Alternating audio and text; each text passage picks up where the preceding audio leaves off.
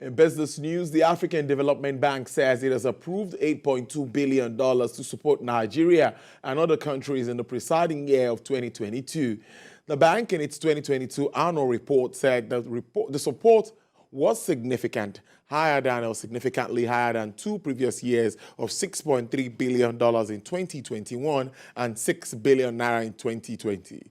The AFDB's president, Mr. Kinwumi Additional, says in the report, and I quote, "Amid multiple global shocks, the African Development Bank once again demonstrated its unwavering commitment to African countries through targeted actions tailored to strengthen resilience across the continent." End of quote. The bank observed that Africa's real gross domestic product growth slowed to 3.8% in 2022, down from 4.8% in 2021, which the report attributed to inflation, rising fuel prices, and rising geopolitical tensions. And the president of the Lagos Chamber of Commerce and Industry, Mr. Michael Olawale Cole, says the chamber is founded on practical ideas of building and advancing a thriving economy that is private sector driven. Mr. Olawale Cole said this while highlighting plans for the celebration of the chamber at 135 years of business advocacy and value creation. Established in 1888, LCCI has grown to be the largest number of commerce in West Africa, with thousands of members. Other former leaders of the chamber say LCCI has been a vital organ of nation economic development since independence. Since 1888, 135 years ago, when the chamber started, the main thing has been advocacy for the private sector.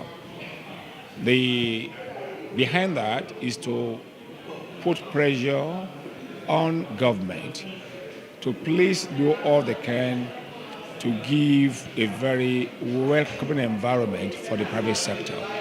So we can continue to do what we like to do best, that is to create wealth, through which we create employment, pay taxes, and do other things for the country. So we continue to ask government to place help to continue to provide an enabling environment for businesses to thrive in Nigeria.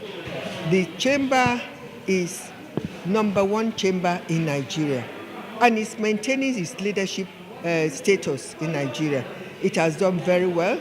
It has, in areas of leadership, governance, mentorship, and so many reforms that the chamber has initiated.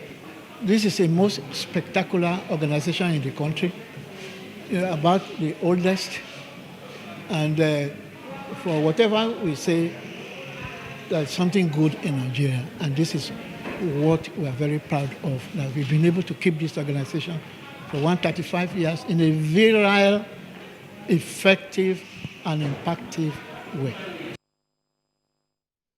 96 containers of illicit, prohibited, and expired pharmaceutical products worth 12.9 billion naira have been destroyed by the Nigerian Customs Service in Lagos. According to the customs, most of the destroyed items violates the country's import regulations. Ifunaya Eze reports.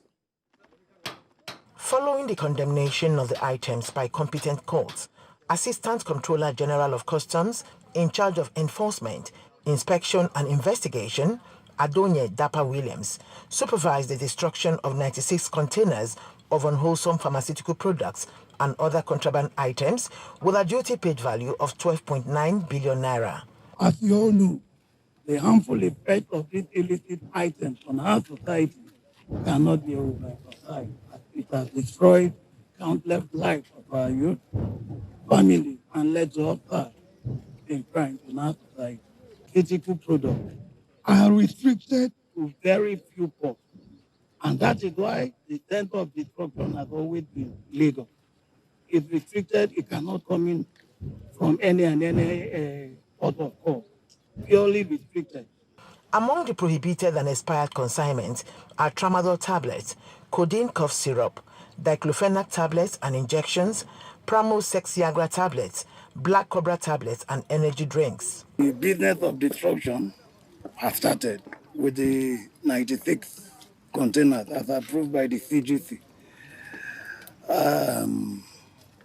It's going on very well, and in the next few days, we intend rounding it up.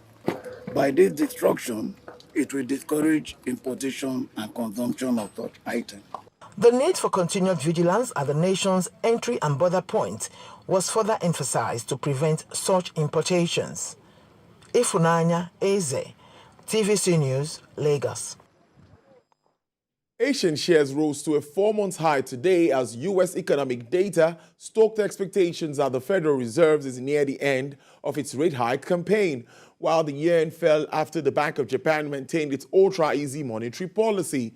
Now, MSCI's broadest index of Asian Pacific shares outside Japan was 0.75% higher, its best weekly performance since January, but features indicated European markets were set for a more subdued start, with the Eurostock 50 features up 0.05%, German DAX features 0.10%, FTSE features down 0.03%, Imani features is 0.12%, China's benchmark CSR 300 index was 0.52% higher, while Hong Kong Hang Seng index gained 0.8%, the S&P 500 Nasdaq surge yesterday to close at the highest in 14 months after data showed U.S. retail sales unexpectedly rose in May, while U.S. jobless claims are higher or came higher than expected.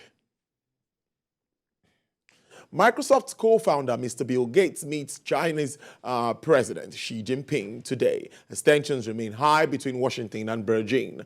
In the first meeting with a foreign entrepreneur in 4 years, Mr. Xi says Mr. Gates is the first American friend he has met in Beijing this year and hope they could carry out activities together beneficial to both China and the United States. Mr. Gates is in China, his role as the co-chairman of the Bill and Melinda Gates Foundation, a non-profit organization he started with his former wife. Very honored to have this chance to meet. And we've always had great conversations, and we'll have a lot of important topics to discuss today. I was very disappointed I couldn't come during these last 4 years. And so it's very exciting to be back. The Bank of England says it is set to raise interest rates by a quarter point to a 15-year high of 4.75% on June 22nd, its 13th straight rate rise, as it fights unexpected sticky inflation. Governor of the Apex Bank, Mr. Andrew Bailey, told Parliament Committee that inflation was taking a lot longer than expected to come down and the labor markets were very tight. Mr. Bailey spoke just after official figures showed basic pay in 3 months rose by 7.2% year-on-year, the fastest on record, excluding periods where the data was distorted by the COVID-19 pandemic. During the week, economists predict the Bank of England would raise its interest rates just twice more, taking rates to a peak of 5% by August or September. Software firm Oracle has laid off hundreds of employees, canceled job offers, and cut back open positions within its health unit. According to a source from the company, the layoffs follow thousands of cuts in corporate America as companies wrestle with elevated levels of inflation and rising interest rates. Oracle's health unit includes electronic medical records from Cerner, which is acquired for $28.3 billion, its biggest ever deal. In December last year, the layoffs were largely due to Cerner's challenge with U.S. Department of Veterans Affairs, which hired Cerner to replace its homemade medical records with Cerner's technology. Crude oil price is set to snap a 2-week losing streak today amid optimism about higher energy demand from top crude importer China and a weaker dollar. U.S. West Texas Intermediate crude experienced a downward price review of 0.44% to sell at $70.31. Brent also sells for $75.38, down 0.38%. Bonnie Light recorded an upward price review of 1.07% to sell at $74.37 per barrel. And for the OPEC basket, crude dealers are offering $74.84 with an uptick of 2.44%.